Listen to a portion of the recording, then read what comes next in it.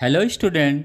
अभी हम लोग मैकेनिक्स पढ़ रहे थे, हाइड्रो मैकेनिक्स पढ़ रहे थे, जहाँ पे हम लोगों ने हाइड्रोस्टैटिक पढ़ा था। अब हम लोग हाइड्रोडायनेमिक्स पढ़ने जा रहे हैं। अब उसमें क्या होता है, डायनेमिक्स मतलब something is in the motion. यहाँ पे मोशन में क्या है, लिक्विड मोशंस में। लेकिन कौन से लिक्विड्स के मोशंस को हम स्टडी कर रहे हैं, एन आइडियल लिक्विड्स को कर रहे हैं। एन आइडियल लिक्विड्स की प्रॉपर्टी क्या होती है, दो प्रॉपर्टी होती है।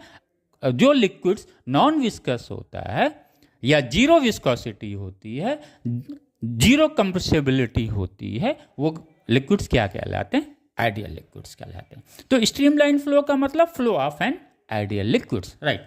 The second, the property of streamline flow of an ideal liquid is that the velocity of liquid can be different at different points of the streamline. यानी अगर ये कोई स्ट्रीमलाइन है तो इसके डिफरेंट पॉइंट्स पे वेलोसिटी क्या होगी, डिफरेंट होगी, राइट। क्लियर हो गया।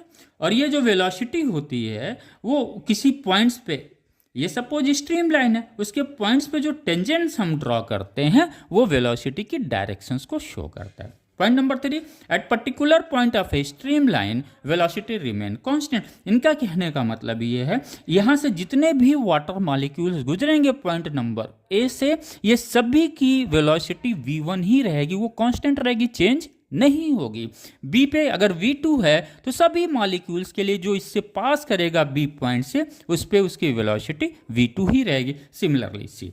Point number 4, the tangent drawn at, किसी भी स्ट्रीम लाइन के किसी भी पॉइंट्स पे जो हम ये टेंजेंट ड्रॉ करते हैं, ये टेंजेंट क्या शो करता है, the directions of the velocity of the liquids. Clear हो गया। पॉइंट नंबर 4 हम लोगों का क्लियर हो गया। Alright. Point number 5, the streamline flow of a liquid never intersect to each other.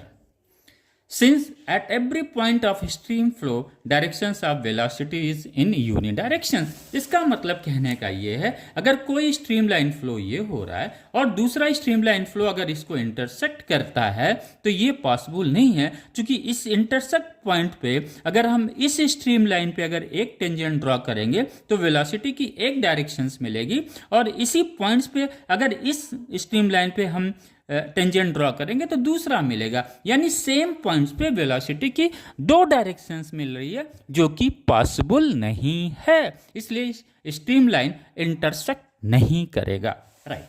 Point number 6, यहां पे हम लोग स्ट्रीमलाइन फ्लो को डिफाइन करते हैं। When a liquid flows such that each particle passing a certain point follows the same path as preceding particles which passed the same point, the flow is said to be streamlined and the path